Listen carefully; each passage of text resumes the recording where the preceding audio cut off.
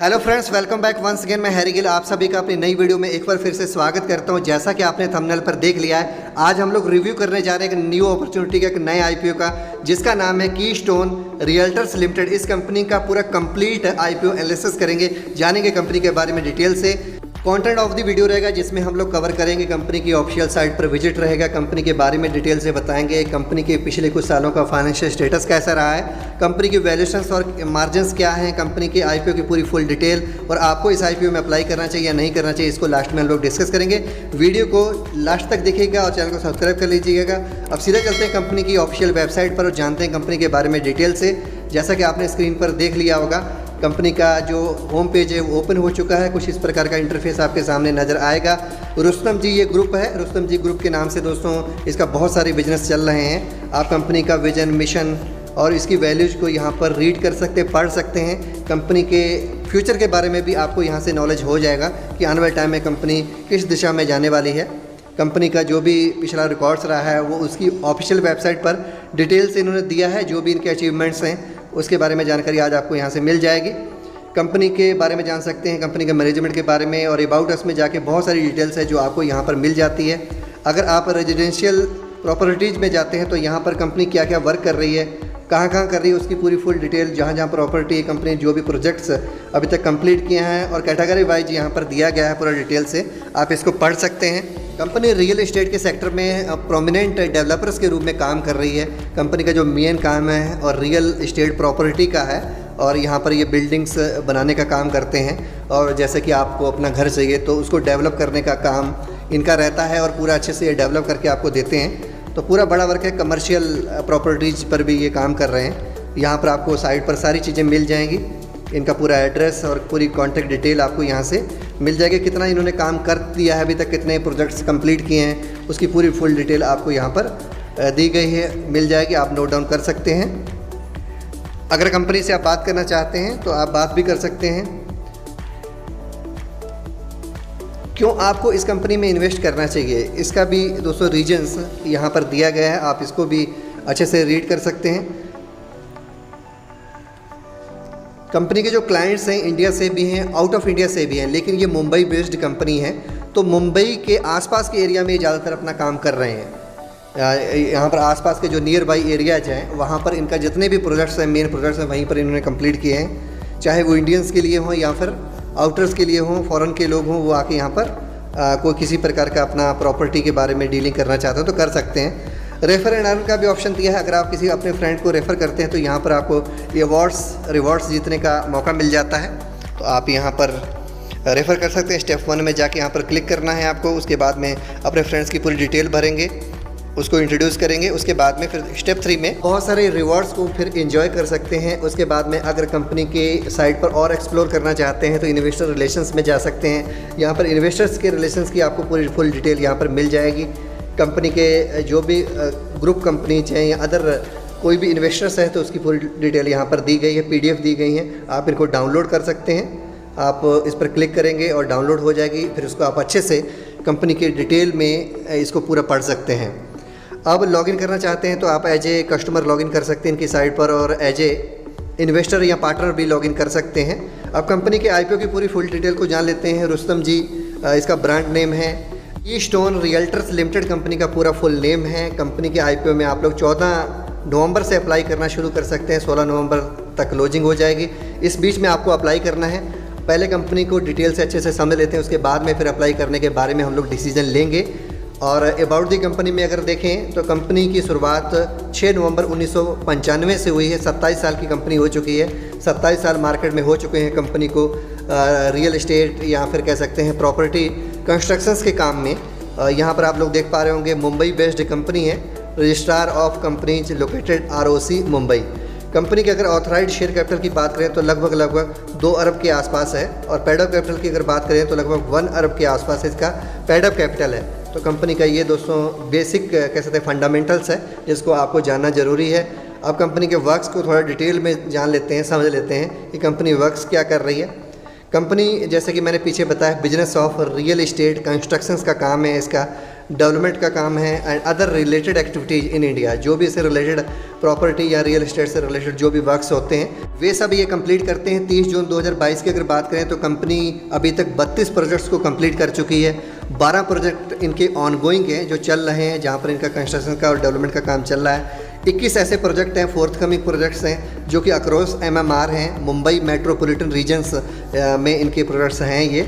और कंपनी का जो कंप्लीट प्रोसेस है इसको करने का वो बहुत ही ज़्यादा सुपीरियर और प्रीमियम है, और आप लोग इसको देख सकते हैं। All under the Rustam ji brand, Rustam ji इनका ब्रांड है, तो इसके अंतर्गत ये सारे अपने वर्क्स को कंप्लीट कर रहे हैं और फ्यूचर में भी प्लान कर रहे हैं। अब आगे बात करते हैं कंपनी के फाइनेंशियल स्टेटस को चेक कर लेते हैं। पिछले कुछ सालों का क्या रिकॉर्ड्स रहा है, कैसे इनके फाइनेंशियल स्टेटस रहा है, ये पूरा अच्छे से हम लोग पहले डिटेल में देख लेते हैं। हम लोग जो कंपेयर करने वाले हैं, जो चेक करने वाले हैं, सन 2019 से लेकर फाइनेंशियल ईयर 2019 से 2022 के बीच में हम लोग कंपेयर करेंगे पिछले 4 साल का रिकॉर्ड।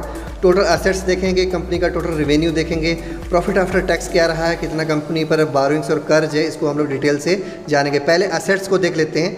अगर सन 2019 की बात करें तो यहाँ पर देख पा रहे होंगे 4153 करोड़ से ज़्यादा, उसके बाद में बढ़ा है 4415 करोड़ हो गया। फिर उसके बाद में 2021 में डाउन हुआ है 3654 करोड़, फिर उसके बाद में 3876 करोड़ है, तो यहाँ पर थोड़ा सा इम्प्रूवमेंट हुआ। 2022 में रेवेन्यू को अगर देख लेते हैं तो यहाँ पर आप देख पा रहे होंगे 2142 करोड़ है, उसके बाद में फिर 2020 में बहुत कम रह गया 1268 करोड़, फिर उसके बाद में 1167 करोड़ के आसपास। और लास्ट ईयर में थोड़ा सा इम्प्रूव हुआ है, कह सकते हैं। जो लास्ट इसका फाइनेंशियल ईयर रहा है 1302 करोड़ के आसपास का यहाँ पर इनका रेवेन्यू हुआ है। फिर प्रॉफिट आफ्टर टैक्स पर नज़र डालते हैं तो यहाँ पर 137 करोड़ से ज़्यादा का है 2019 में। उसके बाद में फिर 2020 कोरोना काल में बहुत कम हो गया, लगभग 14 साढ़े 14 करोड़ के आसपास का इनका टोटल प्रॉफिट आफ्टर टैक्स है। फिर उसके बाद में आप देख पा रहे हो 2021 में इन्होंने इम्प्रूव किया, 231 करोड़ से ज़्यादा, लगभग 232 करोड़ के आसपास ये लेके गए हैं प्रॉफिट आफ्टर टैक्स। लेकिन लास्ट फाइनेंशियल ईयर 2022 में देखें तो 135 करोड़ के आसपास है। बोरोइंग्स भी उसी प्रकार आप लोग देख पा रहे होंगे बढ़ रही है लगातार। 1372 करोड़ थी, फिर 1220 करोड़ हो गई 2020 में, 2513 करोड़ 2021 में, और फिर अभी 2022 में 1557 करोड़, लगभग 58 करोड़ के आसपास इनकी बोरोइंग्स अभी भी है। तो फाइनेंशियल से कुछ भी इंप्रेशन नहीं मिल रहा है, कहीं ना कहीं कंपनी नेगेटिविटी में जा रही है यहाँ पे। अब थोड़ा सा फाइनेंशियल परफॉर्मेंस को इसकी देख लेते हैं, नज़र डाल लेते हैं। फाइनेंशियल ईयर 2020 से लेकर 22 के बीच में हम लोग कंपेयर करेंगे। रेवेन्यू, एक्सपेंसेज, नेट इनकम और मार्जिन को हम लोग इसमें कवर करेंगे। सबसे पहले रेवेन्यू देख लेते हैं। आप सभी देख पा रहे होंगे 1211 करोड़ के आसपास का 2020 में हुआ इनका रेवेन्यू, फिर 2021 में कम हो गया है, यहाँ पर 848 करोड़ के आसपास का है, और फिर उसके बाद में 2022 में 1269 करोड़ के आसपास का इनका रेवेन्यू हुआ है, जो कि बहुत ज़्यादा नहीं है, बहुत स्टेबल नहीं है। एक्सपेंसेस देख लें तो 2020 में 1205 करोड़ के हुए हैं, 876 करोड़ के 2021 में, और 1116 करोड़ के आसपास के इसके 2022 में हुए हैं। तो यहाँ पर भी कोई स्टेबिलिटी नहीं है, ऊपर नीचे हो रहा है, कभी एक्सपेंस ज़्यादा हो रहा है, कभी कम हो रहा है, कभी ये बढ़ा रहे हैं, कभी घटा रहे हैं। तो नेट इनकम को अगर देखें तो आप लोग देख पा रहे होंगे 14.5 करोड़, फिर उसके बाद में 232 करोड़ से ज़्यादा 2021 के फाइनेंशियल ईयर में, 2022 में 135 करोड़ के आसपास इनकी नेट इनकम रही है। मार्जिन देखें तो 1.3 है 2020 में, परसेंटेज के रूप में इनका मार्जिन इतना निकल रहा है। 2021 में 19.26 हो गया, बहुत अच्छा यहाँ पर इम्प्रूवमेंट लेके आए। लेकिन फाइनेंशियल ईयर 2022 में फिर से गिर गया, 10.5% के आसपास इनका मार्जिन इसमें बना हुआ है। कोई भी यहाँ पर स्टेबिलिटी नहीं दिखाई दी इनके फाइनेंशियल स्टेटस में। अब बात करते हैं इनके वैल्यूशंस और मार्जिनस की, कि कंपनी का वैल्यूशंस और मार्जिनस क्या है। अब 2020 से लेकर 22 के बीच में यहाँ पर भी हम लोग देखेंगे। अर्निंग पर शेयर के बारे में डिस्कस करेंगे, PE रेशियो देखेंगे, और रिटर्न ऑन नेटवर्थ, इनकी नेटवर्थ पर कितना परसेंटेज रिटर्न्स मिल रहा है, नेट एसेट वैल्यू क्या है, अब डेटा क्या है, और डेट टू इक्विटी रेशियो क्या है, ये हम लोग यहाँ पर चेक करेंगे वैल्यूशंस और मार्जिनस में। आप लोग देख पा रहे होंगे 20 से लेकर 22 के बीच में कंपेयर करेंगे। अर्निंग पर शेयर देख लें तो 2.20 यहाँ पर आपको 2020 में दिख रहा है, फिर उसके बाद में 21.04, उसके बाद में 13.96 2022 में रह गया। प्राइस अर्निंग रेशियो यहाँ पर नहीं दिया गया है, इसकी डिटेल डेटा नहीं अपडेट है। रिटर्न ऑन नेटवर्थ देखें तो 5.14% थी 2020 में, और 2021 में 38.77% हो गई, काफ़ी अच्छा इंप्रूवमेंट 21 के 17 में दिखा है, और फिर उसके बाद में घट गया 2022 में 14.97%। नेट एसेट वैल्यू 93.24 करोड़ है टोटल 2022 में। अब रिटर्न परसेंटेज में देखें तो 2020 में 15.97% था, उसके बाद में 21 में बढ़ोतरी हुई 17.61% हो गया, उसके बाद में यहाँ पर फिर से डाउन हो गया 16.60 पर आ गया।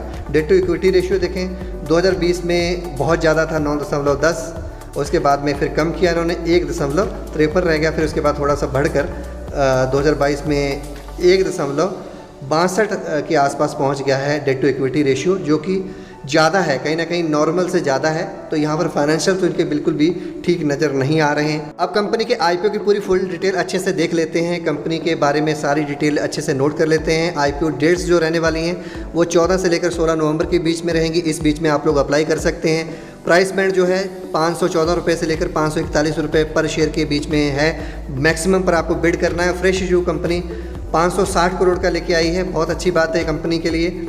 ऑफर फॉर सेल की बात करें तो 75 करोड़ का है, और टोटल आईपीओ साइज़ की बात करें तो आपको देख पा रहे होंगे स्क्रीन पर 635 करोड़ का टोटल आईपीओ का साइज़ है।